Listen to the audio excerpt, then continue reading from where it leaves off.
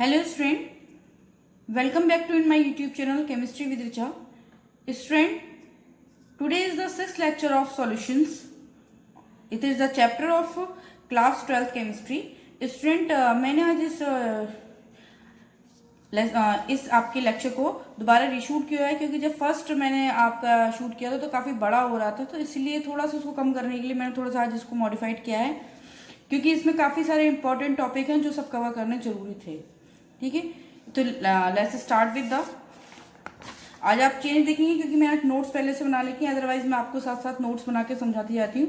थोड़ा सा डिफरेंस है लेकिन आपको समझ में सब ठीक से आ जाएगा। Let's start with the solution of gases in the liquids. In the solution, we told you solution are made of the mixture of solute and solvent. Okay. In the before lecture, I also described you solute may be gas or solute may be other state of the matter. It may be solid, liquid, and gas. Now we are taking the solution of gases in a liquid. When gases dissolve in a liquid, there is a very important law.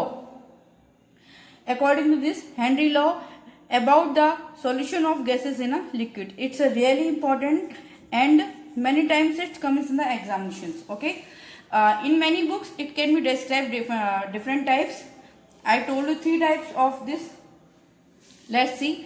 At the constant temperature, first thing is when the temperature is constant, the solubility of a liquid is directly proportional to the pressure of the gas. What is the condition? If temperature is constant, then the solubility, the amount of liquid is directly proportional to the pressure of the gas. Solubility direct proportional to the pressure of gas. In case if the pressure of gas we increase, the solubility of gas also increase with the amount of pressure. There is a second one definition also Henry law. Let's see. Mole fraction of a gas in its solution is a solvent is a directly proportional to the partial pressure of the gas over solution. Here we take the amount of the gas in a mole fractions, and the most commonly used forms in many books you see the definitions of the Henry's law is the, let's see, partial pressure of the gas in a vapor phase. You mean a partial pressure of the gas in a vapor phase is a directly proportional to the mole fraction of gas in a solutions. So here we take a mole fraction of a gas in a solution. The second form, it's solute. We can see this. Okay, we can also describe the mole fraction of a gas. That means we can talking about here the amount of solute. Now let's see what are the applications of Henry law. First application is the solubility. We know that the solubility of a gas in a water increase if the pressure is increased. So what first application is, if we see in the cold drinks, soft drinks bottles, what happens? The soft drink bottles sealed under the high pressure of carbon dioxide. You know that we open the cold drinks bottles. It is a very commonly things you used in at your home. You also see. Now, when you open the lid of the bottles, you see a gas arise with the bubbles from the bottles. एक gas जो है bubbles के साथ, ये बहुत सारे bubbles आपके साथ जब आप कोल्ड ड्रिंक की बॉटल्स को ओपन करते हैं तो गैस एराइज होती है. तो स्टूडेंट जो बबल्स के साथ गैस एराइज होती है वो CO2 गैस होती है. It also change the flavour of the your soft drinks. Okay, if we release the all gases the taste of the cold drinks also changed. Next is the we talking about the there is a questions also. आपका एक logical question हमेशा frame होता है कि why the scuba divers mixed helium gas in their helium tanks या oxygen tanks. तो जितने भी स्कूबा डाइवर्स होते हैं वो अपने जो एयर टैंक्स होते हैं या गैस के ऑक्सीजन टैंक्स होते हैं उसमें तो लिटिल अमाउंट में ऑक्सीजन क्यों मिक्स करते हैं? It is a main example of the Henry's law, और इसका ये क्वेश्चन इसी तरह से फ्रेम होके आता है. Let's see, if there is a bend, I told you first thing is the bend what is that bend? When the blocking of blood capillary, जब आपकी ब्लड कैपिलरीज ब्लॉक हो जाती हैं तो उस कंडीशन को हम बेंड कहते हैं. What happens student when scuba divers, you know that I am told you before, scuba divers go inside the water in a sea or a river, mainly in a sea. तो जिस से आप देखेंगे the pressure is increase, the increase of intaking air of also increase. जैसे जैसे scuba divers सी level में नीचे की तरफ जाते हैं तो उनके द्वारा कंजप्शन एयर का प्रेशर भी लगातार बढ़ता जाता है.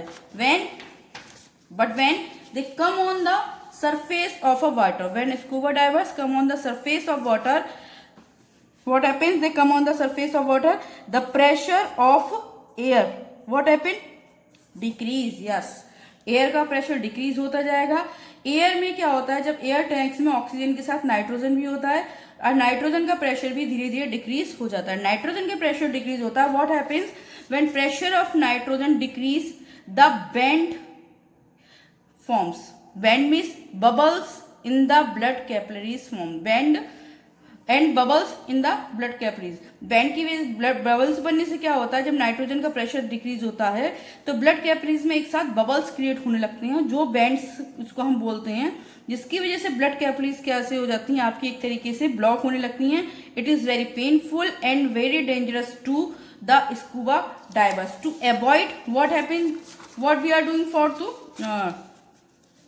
फिर इस कंडीशन से अवॉइड करने के लिए क्या किया जाता है? Let's see, to avoid bend and toxic effect of dissolve nitrogen in a blood, the tank is used by sea divers are filled with air diluted with little amount of helium. You know that helium, air dilute के साथ diluted helium भी scuba divers के air tanks में fill किया जाता है. What is the ratio of that? There is 11.7% of helium in a air tank and 56.2 nitrogen and 32.1% of filled air in a air tank. Next is applications of the Henry's law. The pressure of air decrease in going up the mountain, due to which climber have low concentration of oxygens in their blood. What is the applications? जब आपके mountaineers या normal field वाले लोग ऊपर की तरफ जाते हैं या माउंटेन क्लाइंबिंग्स करते हैं तो ड्यू टू वहां पे जाने पर क्या होता है, प्रेशर इंक्रीज हो जाता है जिससे ऑक्सीजन का इंटेक्स कम हो जाता है. What happen at there is anoxia formed. Anoxia is the loss of clarity of thinking. उस समय जो थिंकिंग की एबिलिटी होती है वो वहां पे जो माउंटेनियर्स होते हैं उनकी काफी कम हो जाती है, इसलिए they kept their oxygen cylinders with them. Okay, now there is the limitations of Henry's law. Henry law is the applicable, you know that Henry law is applicable to the ideal gas, but it applicable on the real gas in a one conditions. Real condition gases में one आपके साथ कब applicable होते हैं? When real gases filled in a very low pressure. जब real gases बहुत low pressure पे होती हैं तब ये आपकी आइडियल गैसेस की तरह वर्क करती हैं. Next is this law is not applicable those gases which undergo a chemical change in the solutions. जिन गैसेस में जैसे कोई भी केमिकल चेंज होता है, केमिकल रिएक्शंस हो रहे होते हैं, ये आपके उनके लिए भी एप्लीकेबल नहीं होती हैं.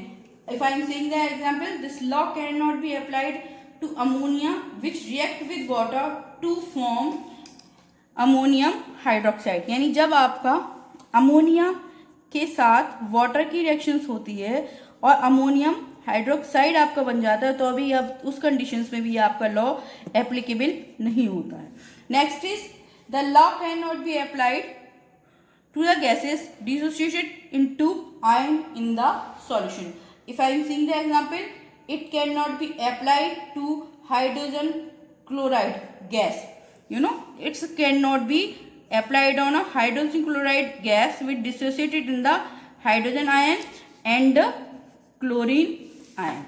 ओके स्टूडेंट, आज का लेक्चर इतना ही। आपको पसंद आए तो आप मुझे प्लीज़ कमेंट बॉक्स में कमेंट करके जरूर बताएं और चैनल को आगे शेयर करें और सब्सक्राइब करें। नेक्स्ट आप टॉपिक में हम देखते हैं इसी सॉल्यूशंस के आगे के ही टॉपिक लेके चलेंगे। वीडियो किसी बार इसलिए बार लंबी हो जाती है क्योंकि टॉपिक्स को कई बार आपको डिटेल में समझाना बहुत ज़रूरी हो जाता है। It's a really important topic of the from the chapter of solution. Okay, thank you student.